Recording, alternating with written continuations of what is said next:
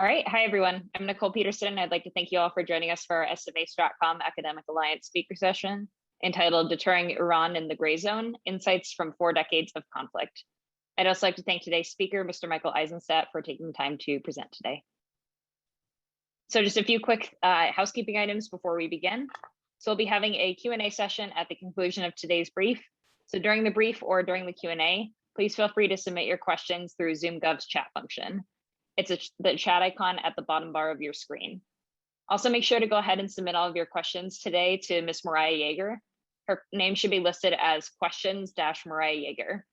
Questions that will not be submitted to Mariah specifically may not be addressed, so please make sure to go ahead and submit your questions to Mariah. Also note that your name is going to appear in the chat before your question, and it'll be read out loud before we address your question. So if you prefer for your name to not be recorded and on the record, go ahead and rename yourself by going to participants at the bottom bar of your screen, then more next to your name, and finally rename. So now I'm going to introduce today's speaker before I turn the floor over to him. Mr. Michael Eisenstadt is a Kahn Fellow and the Director of Military and Security Studies program at the Washington Institute for Near East Policy. He's a specialist in Arab, Israeli, and Persian Gulf security affairs, and he's published widely on irregular and conventional warfare and nuclear weapons proliferation in the Middle East.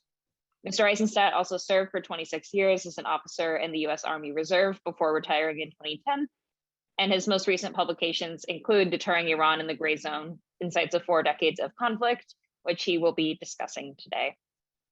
So Mr. Eisenstadt, I'll turn the floor over to you now, and I will pull up your slides.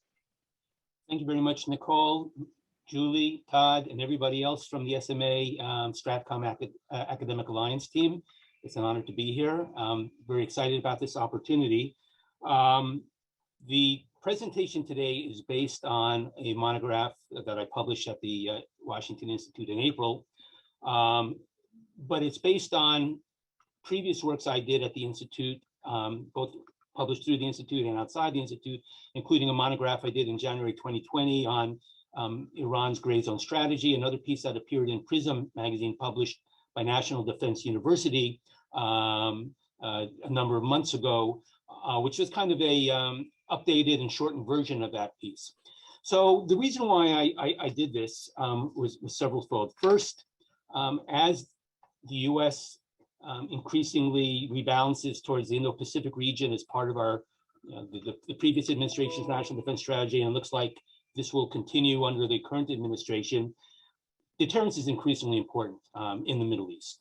And I'll just say, as somebody who's watched the U.S.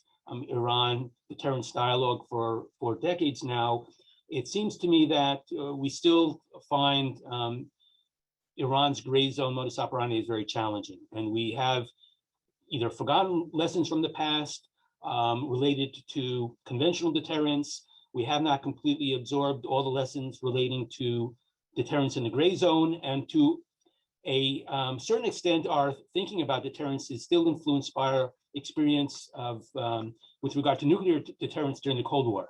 And each of these kind of deterrence is different, has different prerequisites for success. Measures of effectiveness are different. So I thought it would be useful to write a piece on this. I also thought it would be important, especially since both China and Russia are also gray zone actors, that it'd be important to understand the lessons from the experience in dealing with Iran, some of which may be applicable to China and Russia, if only because the United States is the common actor in all of these interactions.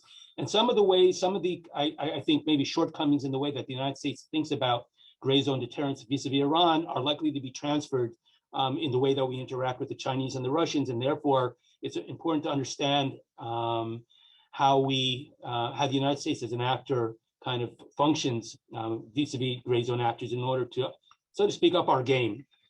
And then finally, I wrote it because I think increasingly, at least, my perspective is as a regional specialist is that the future is increasingly gray. I don't rule out the possibility of high-end conventional conflict, whether it be with Iran. I'm kind of skeptical, but you have to plan for that potential possibility. And likewise, vis-a-vis China and Russia. And therefore, I think gray zone is going to be the dominant form of interstate conflict and competition in the future, and therefore we have to be increasingly competent in operating in this environment. So anyhow, next slide, please. to start with a few points. I'm not going to do kind of, I suspect that most of you are quite familiar with the basics of gray zone competition, but I'll just touch on a few points. Today, it's the preferred modus operandi, at least until now. It has been of anti-status quo powers like China, Russia, and Iran. However, there's nothing new about it. This is kind of a modus operandi that both the United States and the Soviet Union practiced during the Cold War, especially via the use of proxies, although gray zone competition goes way beyond proxy competition. In fact, I would argue that this is an area where we'll rarely have proxies we can rely on, and therefore a lot of our gray zone activities have to be unilateral, but unacknowledged or covert. Unacknowledged overt activities or kind of covert activities. The whole thing about gray zone competition is that it enables the gray zone actor to advance their interests while avoiding escalation or averting war. And therefore, risk management is very central, at least from my experience looking at Iran. Risk management is central to the calculus of the gray zone actor. The essence of gray zone action is ambiguity, deniability, standoff, to avoid decisive engagement with the adversary and to create uncertainty with regard to how to appropriately respond to the challenge from the gray zone actor. Now, let me just discuss a little bit about deniability versus standoff in the case of Iran. And these comments are just relevant to Iran. A lot of people kind of say that, deniability is very critical to Iran's modus operandi. That's why they rely on proxies. I am not sure that's always the case. In fact, I think in many cases, it's not the critical factor. I think the standoff that is enabled by proxies is really the key factor. And my evidence for this is that very often Iran does not remove manufacturers' data plates from weapons that they provide to their proxies. So, weapons that are produced in Iran are provided to proxies and used against the United States, for instance, in Iraq during our 8-year occupation there. And they didn't make an effort to cover the origins of the weapons. I think they were relying on the standoff, the fact that they were providing weapons to proxies that were using them against the United States was the major factor for them. And in fact, I think they sometimes relish putting a thumb in their eye by actually having leaving fingerprints on the activities they do. This is also true in the cyber domain. A lot of the software code, for some of their cyber weapons, my understanding has Farsi terms in them. And so I think they kind of relish leaving these fingerprints. But the fact is, because the cyber attacks are routed through, servers on multiple continents sometimes, providing standoff, and there's questions about whether these are independent actors or state-sponsored actors that are engaged in at least some of the activities, again, creates a degree of standoff, which creates challenges on our part in terms of how to respond. Another point about gray zone activity is incrementalism. Again, they don't seek a knockout blow. It's achieving incremental advantage over the long run. And likewise, it's not always lethal activities. In the 80s and the 90s, Marine barracks bombing, Khobar towers, a lot of their activities were high impact lethal activities. Today, a lot of their activities are non-lethal. So it's, for instance, the strike on the Saudi Aramco facilities in September of 2019, which I'll discuss a little later. There were some very credible reports that the Supreme Leader said no civilians and no Americans can be killed in this strike. It created a dramatic disproportionate psychological effect, that particular strike, but it was non-lethal, okay? So a lot of their limpet mine attacks are by design non-lethal, kind of limpet mines, on the bow and the stern of the ships and the like, where, kind of away from the, crew accommodation areas. Although in one of their recent strikes in the Gulf against the Mercer Street tanker, there was lethal intent, and they did end up killing 2 people. So the key to understand about gray zone activities is that they are designed to circumvent the adversary's deterrent efforts, which is one reason why they're very difficult to counter. And they're rooted in universal aspects of human psychology, which I'm not going to discuss much now, but I'll allude to later.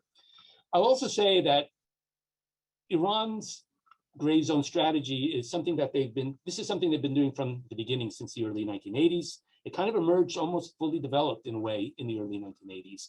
And I mentioned the Marine barracks bombing and the seizure of hostages by the Lebanese Hezbollah in the 80s. Iran's seizure of hostages, the U.S. Embassy hostage crisis between 79 and 81. Likewise, various other embassies have been seized. So, and it's always by kind of, groups whose relationship to the regime are kind of not clear, at least at first. So this is kind of they've had a well-worn gray zone playbook that they've used for several decades now. That doesn't mean that they won't wage conventional war if necessary. So, for instance, they waged an 8-year war against Iran, which against Iraq, which Iranians referred to as the imposed war. And the reason that it was referred to as such, because first of all, it was imposed because Iraq invaded Iran, but also because I think, to kind of look at it on another dimension, it's not their preferred way of war, and therefore it was imposed on them. This bloody conventional war was imposed on them. Likewise, the Syrian civil war. This was, from their point of view, a conspiracy by the United States, Saudi Arabia, and the Zionists, Israel, to undermine the axis of resistance by undermining the Assad regime. So when they assessed that it was safe to intervene conventionally, to fight the rebels and the like, they did so. So they will fight conventionally if it serves their interests or if it's necessary. But their preference is for, to operate in the gray zone. And again, that's not a transitory calculation. It's deeply rooted in their strategic culture. Finally, they have a diverse, growing gray zone toolkit. In the 80s, it was mainly proxy attacks, but in the recent decades, they have a lot, they long-range strike capabilities, precision strike capabilities they've developed in recent years, not just ballistic missiles, but cruise missiles now, drones, cyber, and also in the information domain, kind of propaganda, efforts, political warfare, efforts to undermine the American electoral system, their efforts to meddle in the last election. So it's a broad, diverse, growing toolkit, which provides them with multiple options in a way that acts as a pressure gauge, because they could operate in several geographic arenas in multiple domains using various tools. If they get too close to escalation in one line of operation, they can shift efforts to another line of operation, pull back, shift a line of efforts to another line of operation to ensure that things remain in the gray zone and do not kind of result in escalation to a kind of overt conflict against a stronger adversary that they simply want to, like the United States, that they want to deal with in the gray zone. Next page, please. Okay, so let me just, bottom line, now, if you want to get, the historical background to, how I made these conclusions, I would recommend the monograph that, I mentioned before, that's, provides the cover, that's on the cover of this slide presentation, or my PRISM piece in the NDU's publication PRISM, where I go to the specific examples, the Operation Earnest Will in the late 1980s, at the end of the Iran-Iraq War, Iran's efforts to undermine the US in Iraq after the US invasion, likewise, their counter-pressure campaigns against the Obama administration's pressure campaign between 2011 and 2014 or so, 2010, 2014, and then their counter-pressure campaign against the Trump administration maximum pressure policy. So first of all, they're learning an adaptive adversary. They always will test and probe to determine US risk tolerances and response thresholds to see what they could get away with, okay? And, when they were doing this as part of their counter-pressure campaign against the Trump administration's maximum pressure policy, we saw a progression from simple to complex and from non-lethal to lethal activities. So, for instance, what we saw first, the first thing they did, the first shoe to hit the floor was in May of 2019, May 12th, when 4 foreign oil tankers were damaged by limpet mines off of Fujairah. Now, these ships were at anchor, so it was kind of not a very challenging target. But a month later, they hit 2 tankers in the Gulf of Oman that were underway, something more challenging and more complex, okay? Likewise, with regard to their strike, the strike missions they launched. First, they launched a strike mission in May, in mid-May, 2 days after the attack of on the tankers off of Fujairah. Actually, it was via proxy. Kataib Hezbollah of Iraq launched a a drone strike on the Saudi East-West oil pipeline, two particular sites, two pumping stations, if I remember correctly. So that was involved a drone strike from a single point of departure, as far as I understand, against two particular targets. Then in September of 2019, they launched a combined drone and cruise missile strike against two facilities in Abqaiq and Khurais in Saudi Arabia in the Eastern Province, multiple aim points from multiple launch points. And again, two different types of weapons that flew at different speeds, drones and cruise missiles. So that was a much more sophisticated operation, okay? So that's an example of how they kind of, graduate from simple to complex, okay? As I mentioned before, for a lot of gray zone actors, and I can say for sure with Iran, managing risk is paramount for them. They have the traumas of the Iran-Iraq war. They saw what the United States was able to do in Iraq, and then in Afghanistan and Iraq in 2001. They do not want to be in a conventional shooting war with the United States. So they will do what they can to manage risk. And that's why they always are testing and probing to see what the US risk tolerance and response thresholds are. Okay, and they will rely on proxies and covert and acknowledged attacks in order to manage that risk. Okay, and they will also do things to limit the impact of their actions. So I mentioned before the limpet mine attacks. Generally, at least the first ones were on the bow and stern of the ship, probably where there was, either open space or ballast. The subsequent attacks, I think some of them were midship and were intended perhaps to create a psychological effect of burning oil. But again, not crew accommodation areas, which is what they did in the Iran-Iraq war in the 1980s, when a lot of their attacks on international shipping was intended to produce casualties, to produce lethal effects. And I mentioned before the attack on the Aramco facilities in September of 2019, the guidance from the supreme leader, supposedly, and I believe this, it makes sense, was no civilians killed, no Americans killed. And then likewise with the retaliation for the Qasem Soleimani killing, I think they were trying to kill Americans, but they also gave the Iraqi government advance warning that the attack was coming, and we also had determined from our own intelligence sources that it was coming. So it gave us time for personnel to take shelter. Still, they were taking a risk. They could have killed Americans, but the fact that they gave us, or at least the Iraqis, advance warning, and that gave us time to prepare, probably from their point of view, was a way of mitigating risk, lowering the likely casualties that, if there were to be any, that would have, been the outcome of that strike. With regard to the challenges of gray zone deterrence, there's always attribution challenges. Some, I think we've done pretty good in the past knowing, finding the Iranian fingerprints on their activities. And like I said, the main challenge is standoff. And there are sometimes, though, more recently after the killing of Qasem Soleimani and Abu Mahdi al-Mohandes, there is perhaps some of their proxies do have greater latitude to act, and their grip over some of their proxies has, kind of reduced. And this always ties American policymakers in knots. We want to escalate when this action maybe wasn't authorized by the supreme leader or the Iranian deep state, so to speak. And we also self-deter ourselves because we have our own traumas with regard to Iran, the embassy hostage crisis, Operation Earnest Will, and the seizure of American hostages in Lebanon. So we self-deter ourselves even when I think there is not a real threat of escalation. So that's part of the challenge. And then also Iranian pacing and spacing of their activities.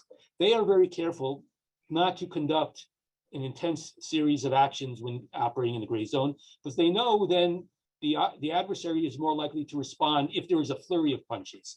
But if there is individual punches every once in a while, every few weeks, and it makes, takes us several days to determine the source of the punch, so to speak, then escalation is less likely. And it also creates the possibility that people in the American political system will say, well, if we don't respond, maybe this will be the last action on their part. And if we follow it up with deterrence warnings, maybe they won't follow it up with further activities. So by spacing things in space and time, geographically and temporally, it plays to kind of the psychology of kicking the can down the road to some extent. Let's not retaliate. Maybe this will be this will close the kind of the file, and we'll send robust deterrence warnings, and nothing will come of this.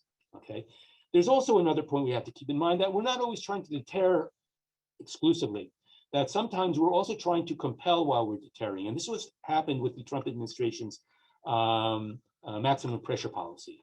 We were trying to create sufficient pressure on the regime that they would come to the negotiating table and renegotiate not just the nuclear deal, but a whole bunch of other things with us at the time. And when we finally decided, when we implemented maximum pressure in May of 2018, but we didn't completely try to cut off their oil supplies for another year, because we didn't want to spike oil prices and have adverse impacts on our own economy and that the economy of our allies. But finally, in April of 2019, we announced the 8 countries that were given waivers to buy Iranian oil would no longer have those waivers, and we were going to try to drive oil exports to zero. So Iran, from their point of view, felt they were cornered. And at that point, we're not going to be able to deter them, because they see the noose being put around their neck.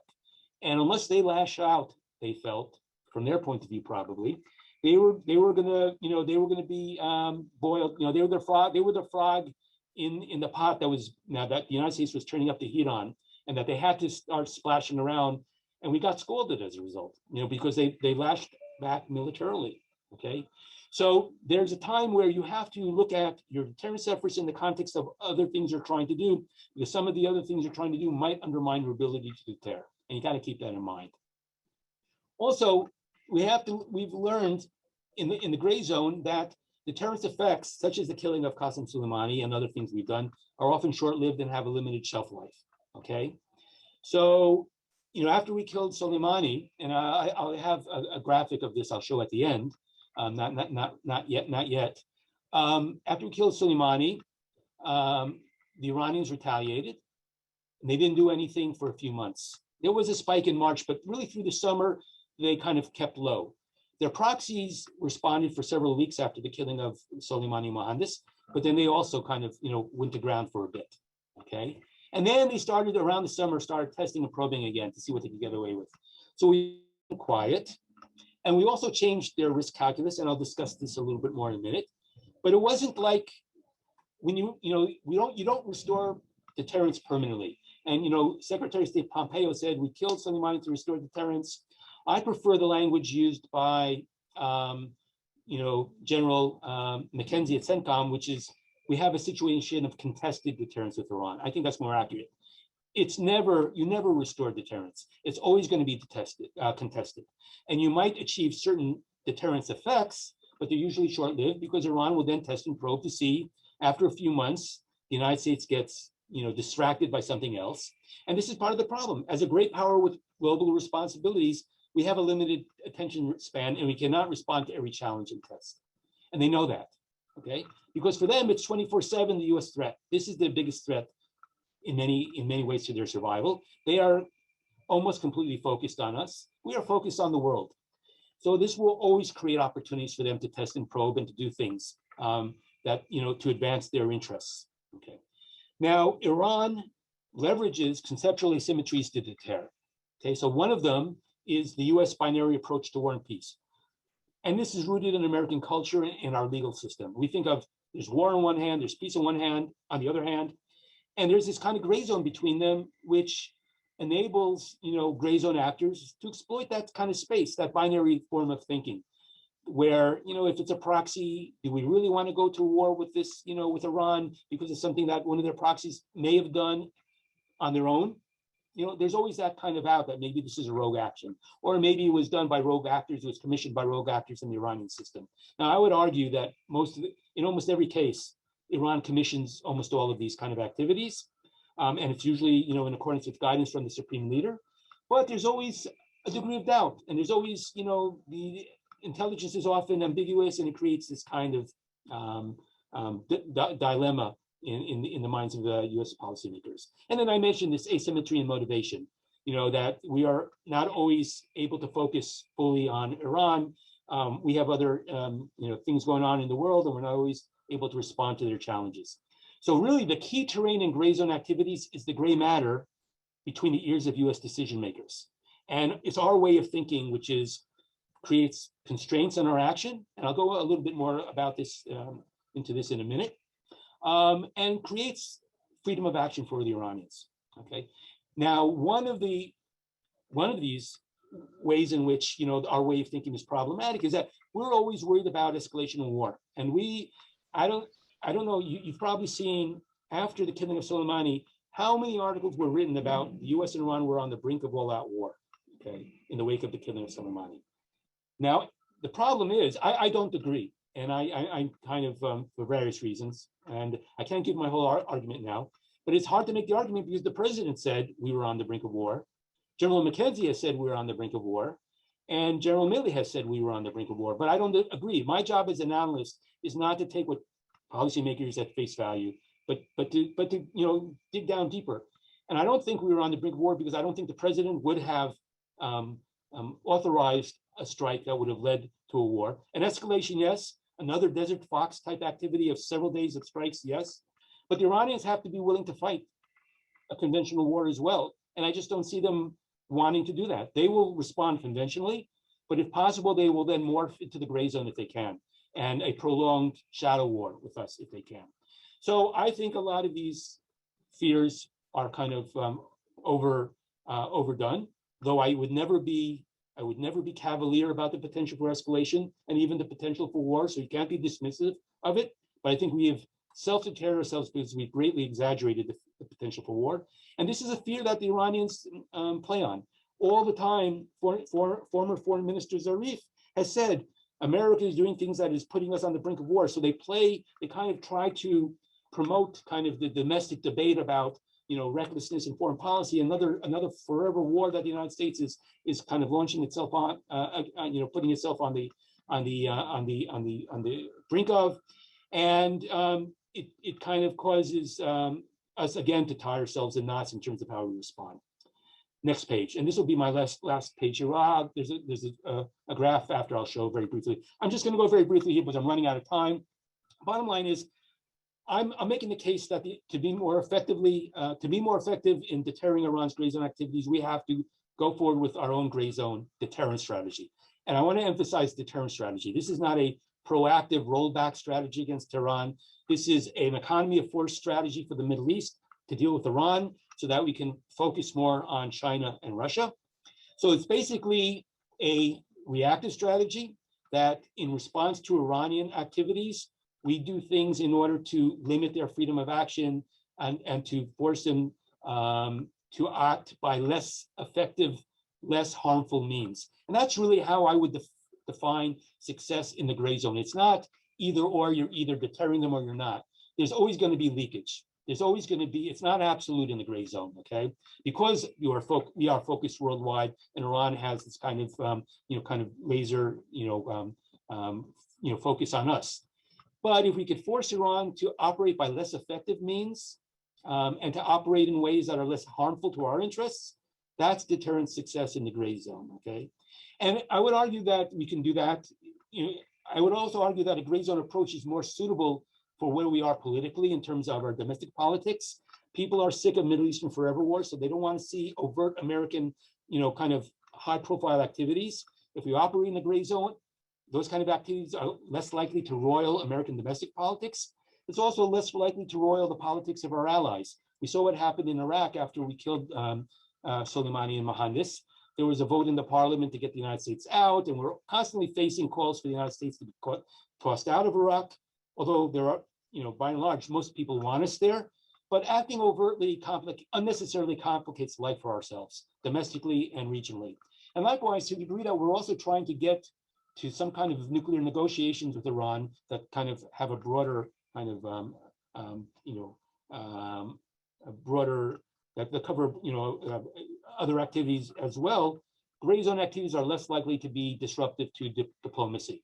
It'll enable us to act in a way that does not derail ongoing diplomatic efforts, okay? So I would argue also, that's why I don't use the term gray zone warfare, because once you use the term warfare with Americans, they kind of get unhinged and they say, well, if this is war, then then go big or go home. Then let's use decisive force against them. And that will, again, that's the best way to undermine any efforts to counter Iran gray zone activities, because it'll just raise the volume on the calls to end forever wars, to pull out of the Middle East and the like. So I see a gray zone deterrence strategy is a way of navigating the political constraints on U.S. action vis-a-vis Iran. Okay, so I talk about also gray zone activities because it also it implies that it's not just a military effort.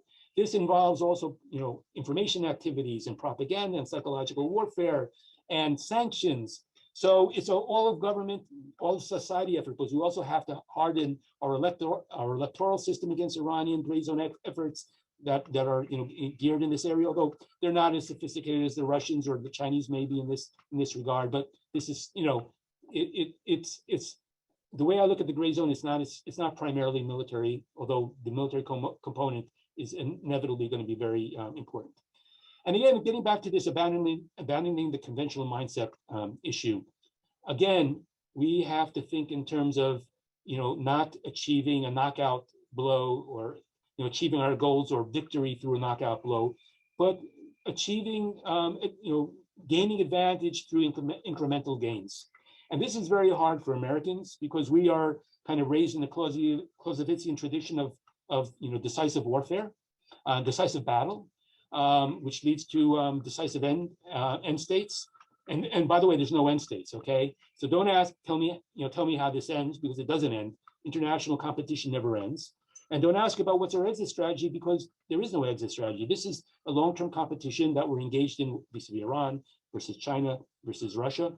And I guess, if you were to ask me how it ends, I would say it probably ends with the regime evolving in a different way or kind of collapsing eventually.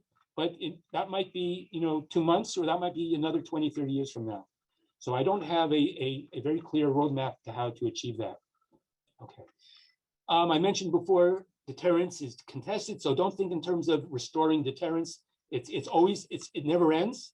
And it's a constant, kind of a challenge and response dynamic. Deterrence effects are only one measure of effectiveness.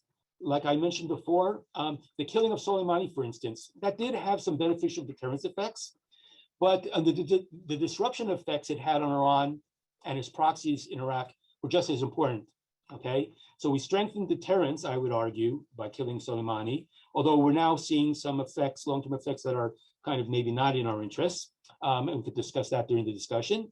But also the disruption to Iranian policy in Iraq was very important, and that was an important gain. So sometimes you have to weigh, that not every action will have, desirable deterrent effects, but maybe the disruption effects are worth it. So you have to weigh those things together. And then finally, and I'm not going to go to all these points. If you want to read about all these points about aligning ways, means, and ends of U.S. deterrence strategy, deterrence versus compellence, which I discussed a little bit already, denial and punishment.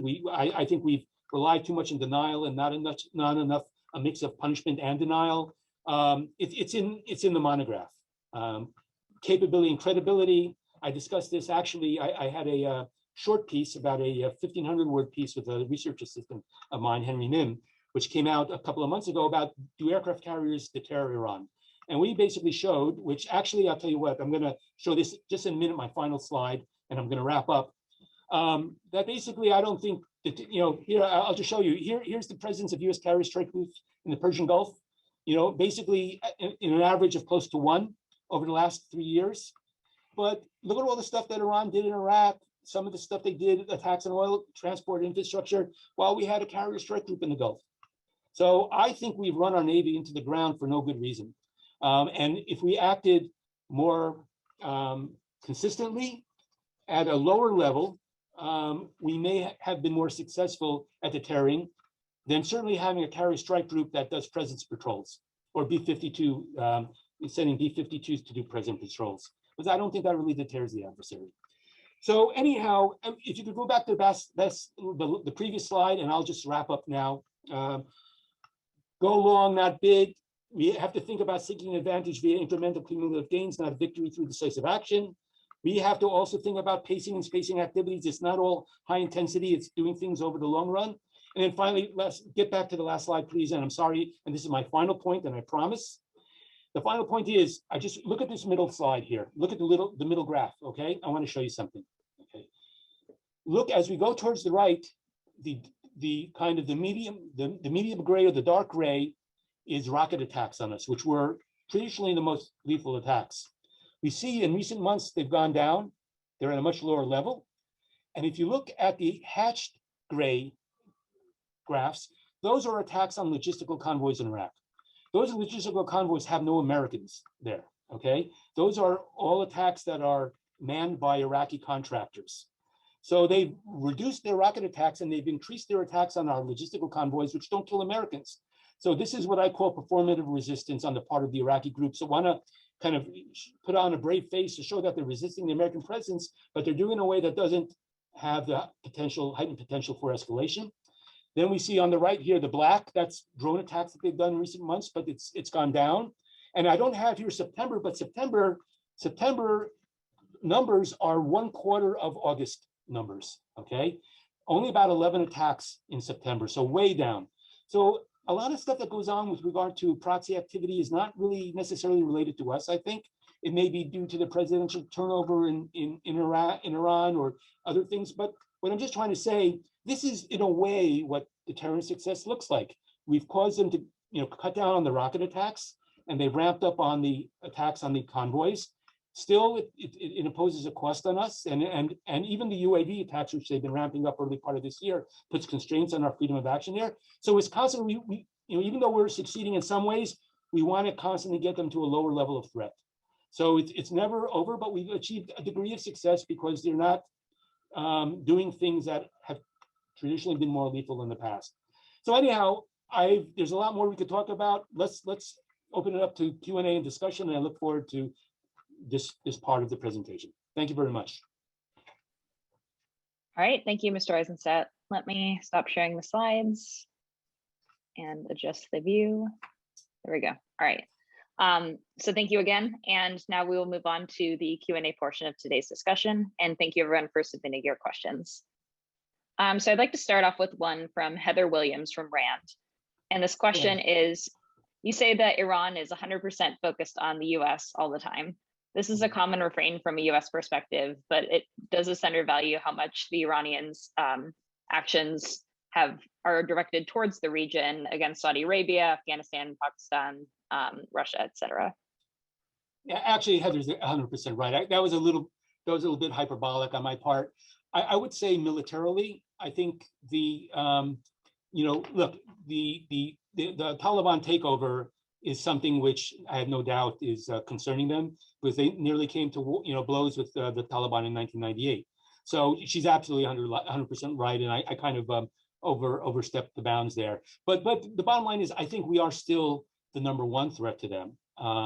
But you're right. They have a full plate with the region, and they do focus on other threats. They are worried about the Israelis as well, which I think they kind of see together with the United States, group with the United States. But Taliban now certainly. So she's right. She's right. No worries. Thank you for the clarification. We had another question about Iran's relationship with a non-US country, and that is from Pierre Pavlavi.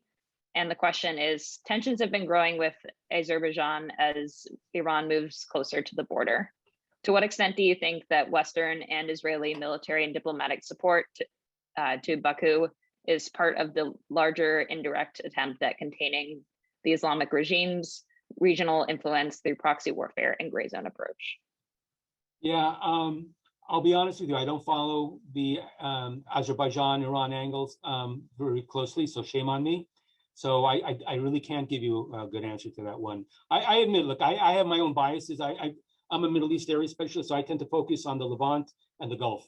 And so this is kind of a blind spot for me. So I just don't have a good sense. I mean, I know this has been in the past an area of focus by the US and Israel, because the Israelis have relations with the Azerbaijanis. I just don't have a good sense of how the role it plays in the overall kind of picture. And look, let me just say, I'm not sure how much of what we're doing now is in the gray zone or versus overtly. By its nature, gray zone activities are, kind of either covert or unacknowledged, although we do have a leaky government and very often stuff does come out. But so I wouldn't say that we're, there might be gray zone elements of our policy now. I don't know if it's a dominant element at this point. But again, how Azerbaijan fits into this, I just don't know. No worries, thank you. Our next question comes from Lieutenant Colonel Jones from NIU. And this question is, as the US continues to pursue great power competition, East Asia and Europe, and the credibility of US extended deterrence in the Middle East comes into question, should we expect Iran to increase or decrease its use of gray zone activity in the Middle East? Do you Yeah, see Iran's gray zone approach as a way of war, as the approach favored by the Pastaran and the Artesh? If not, can Iran have an effective dual parallel military structure with two distinct doctrines and approaches to warfare? yeah. I mean, almost all the gray zone activities are implemented by our IRGC, and they have, not just the lead. I don't know enough, but I think they're probably in many cases, if not all the cases, just about the exclusive, kind of actor in this regard, and it kind of because it fits with their kind of preferred modus operandi, their whole concept of revolutionary warfare and kind of asymmetry. So let me just say, in terms of the whole issue of American credibility is something which it's really hard to get one's arms around how our adversaries see us, simply because we are in many ways perhaps the most unpredictable actor in the region. And I'll give you the three examples I always love to give of this. First of all, George H.W. Bush said that we have no opinion on inter-Arab quarrels such as that between Iraq and Kuwait. Iraq invades Kuwait. After that, kind of message was passed on through our ambassador, April Glaspie, and turned out we did have an opinion, and it cost Saddam Hussein very dearly. George W. Bush ran for president saying no more nation building, no state, no nation building in the Middle East. 9/11 happened, and we, kind of embark on the largest, state and nation building effort since World War II that we undertook.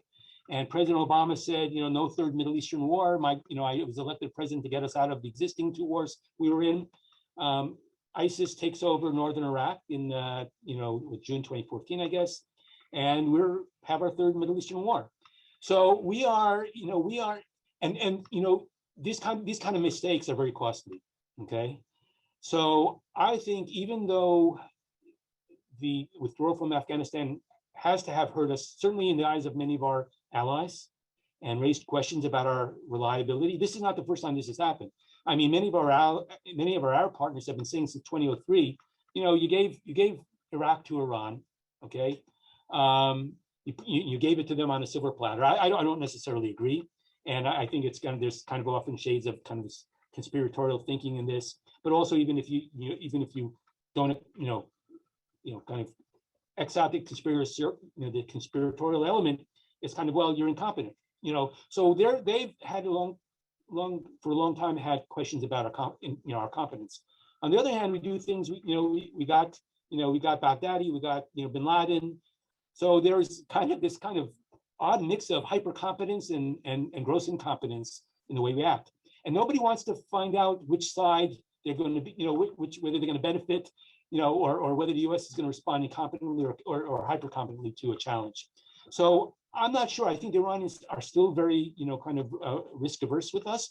Although now we have a new president with a new team. There is less pluralism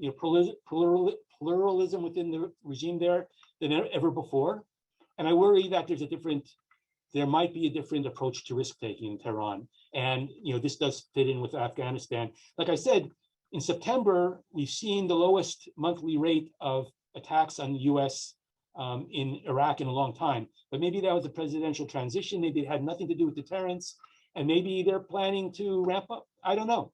So we have to be ready for challenges. Again, we are extremely unpredictable. And that creates, I think, keeps up a lot of our adversaries up at night, as well as our allies too. But it also ends up, causing them to be more risk averse or more careful in dealing with us than they would otherwise. And that's why you always have to respond to tests and probes, because they want to see what our risk and response thresholds are. And therefore, you can't afford to sit on your hands too long. Otherwise, you get the very situation you're trying to avoid. You get escalation, which is what happened with the Trump administration in December of 2019. All right, thank you. Terry Everhart has asked our next question, and she says, what deters Iran? What would cause them to stand down their efforts in the Middle East, i.e. Syria, Iraq, Yemen? Okay. I don't believe they're going to stand down their efforts because for the reason I said before, look, increasingly we're, even when we were big, when we were when the Middle East was our main focus, where, we didn't respond to every Iranian challenge. And in fact, throughout the whole time that we were in Iraq, how to respond appropriately to Iranian support for their proxies that were attacking, that were engaged in a kind of a low level war of attrition against us there. I mean, the DoD says we lost 603 or so, military personnel in Iraq to, pro-Iranian proxies. Even then we were kind of, unsure how to respond. So, I don't have, a good answer for that, except to say, well, can you just repeat? Can you repeat? I lost my train of thought. So can you repeat that the question there in terms of? Yes. So the question was, what deters Iran, and what would cause them to stand down their efforts in the Middle East? So they don't stand down their efforts. Okay, and with us, we weren't able to deter them even when we had 150,000 troops in Iraq. We don't deter them when we have one or even two carrier strike groups in the Gulf. Although I'll mention we've never launched aircraft on those carrier strike groups, so that's another reason why, except during earnest will, we never use the carrier strike groups to deter Iran, in response to the acts of terrorism that they were engaged in or the like. So you can deter them by imposing costs in terms of their proxy policy, in terms of, and that's what I'm arguing for instance, maybe covert action against their oil infrastructure. So that even if we lift sanctions, they should know that even if we lift sanctions on their oil sector, they're not necessarily going to be able to export if they continue some of the activities that they're engaged in. So you try to limit their freedom of action, and prevent them from operating, force them to operate by less effective means. So and you're not always going to be able to get. The Soleimani kind of strike was kind of a one-off, because there's nobody of his stature, currently in the system there, and they're still recovering from that. So there is no easy answer except a combined policy of sanctions, gray zone activities. Now we might have to lift some of those sanctions if we do conclude a new agreement with Iran that covers nuclear and other activities. So if they continue attacks against us, we might have to operate, in the gray zone. But let me just say also, after we concluded the JCPOA with Iran, they ramped up their activities in Syria and Yemen. So maybe it's a combination, and maybe that doesn't happen this time. Maybe it does. I don't know. Maybe it involves increased support to the Israelis who are engaged in their own gray zone campaign against the Iranians in Syria.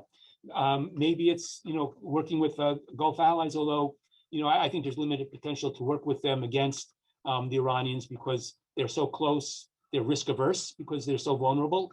And the Aramco strike in September of 2019 showed exactly how vulnerable they are. So there's limits to what they can do. But I would argue, again, things that threaten potentially the stability of the regime, political warfare, is one area where we can threaten them and perhaps constrain their freedom of action. But we have to be very careful because that gets very close to a lot of their red lines. That might cause them to escalate. So, but if it's done, again, via proxies or, in an unacknowledged way, or limited military strikes, in response to activities that threaten American interests, again, and let me just say, a lot of this is experimentation. And this is, I don't mean to sound glib, but you don't know what works until you try it. Okay. And that's, I see kind of a real reluctance to kind of experiment. And again, I don't want to make it sound like I'm trying to, being very kind of cavalier about, well, we need to just, see what works with Iran and try bombing here or do that. But a lot of it's not bombing. A lot of it is maybe cyber activities. Maybe it's global Magnitsky kind of, sanctions or stuff like that. A combination of factors to see what kind of response you get and see what works.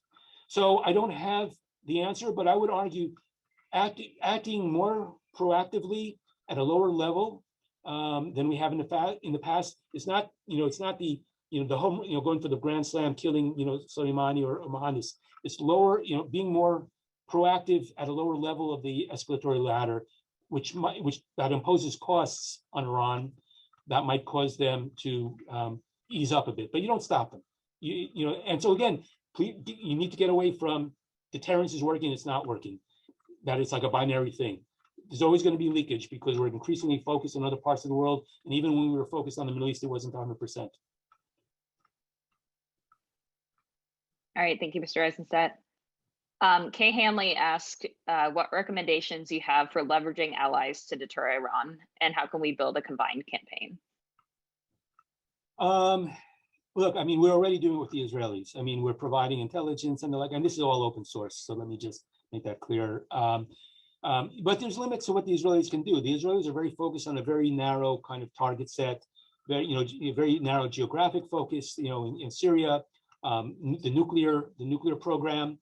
And a lot of the stuff they're doing is not having, it's tactical, they're winning battles. I'm not sure they're winning the war.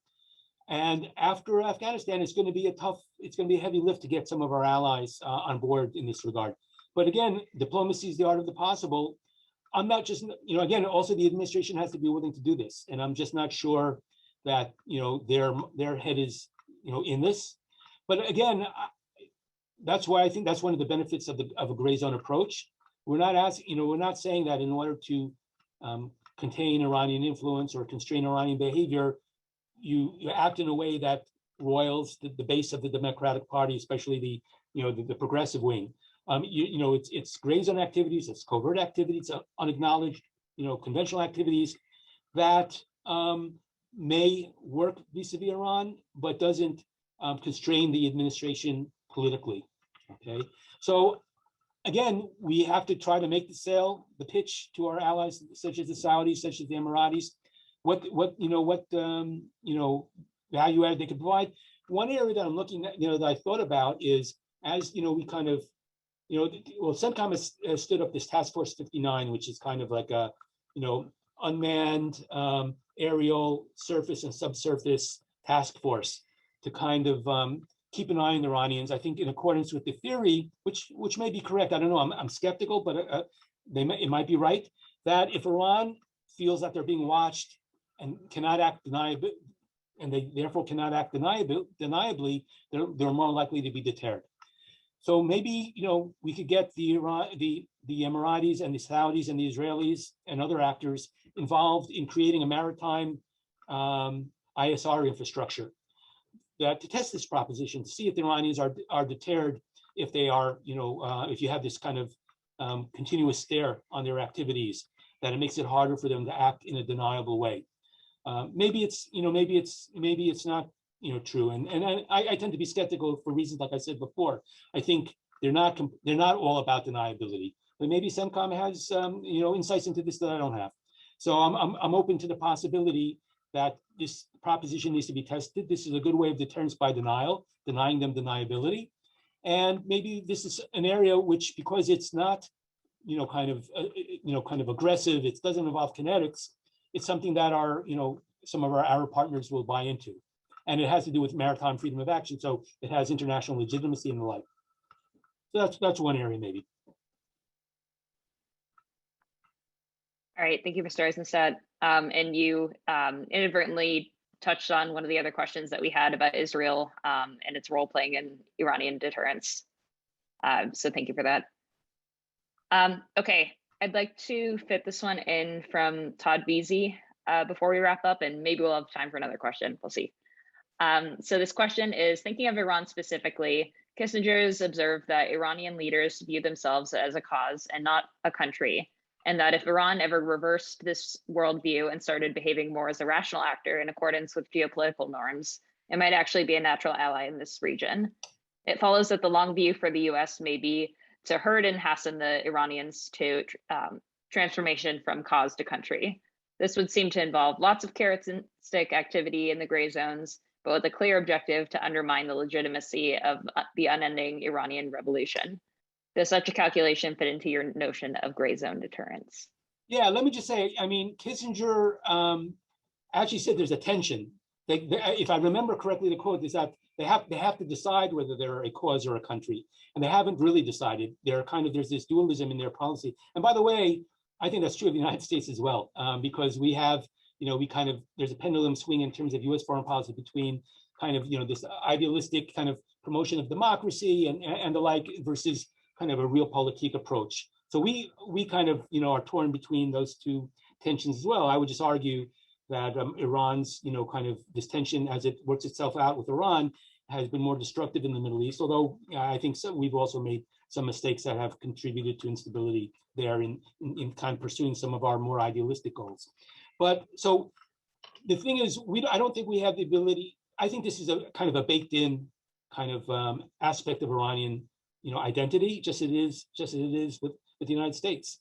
And at least it is with the Islamic Republic. If it was a different regime, under the Shah, I'm not quite sure it was the case. With the Islamic Republic, it definitely is the case. You have this kind of cause versus country, tension, and it never gets resolved as long as you have this regime. So I don't see them growing out of it as long as the Islamic Republic of Iran continues to exist. And I'm not sure, so I don't see there's anything that we can really do about it until the regime changes, evolves into a different kind of form of governance, or you have regime change there. And again, I'm not a proactive advocate for regime change, though I would argue it would really make life a lot easier if you could find a way we could accomplish it without blowback. But there's no way of doing that. And right now, of course, in Washington today, Phil Gordon has his book about regime change as being kind of like one of the the major problems of American policy over the last 2 decades. So that, you won't find many people kind of advocating for that. But I would argue that while you try to contain the Islamic Republic, it's in our interest to heighten the contradictions that are built into the regime. And one of these being kind of this tension between Iran as a cause and as a country. And most Iranians will support Iran as a country. A lot of Iranians are sick and tired of Iran being a cause. So this is a source of vulnerability, and we've seen in the protests, my life for Iran, but not for Gaza, not for the Palestinians, not for Syria. So there is, in that tension in their identity, there is the potential for, exploiting,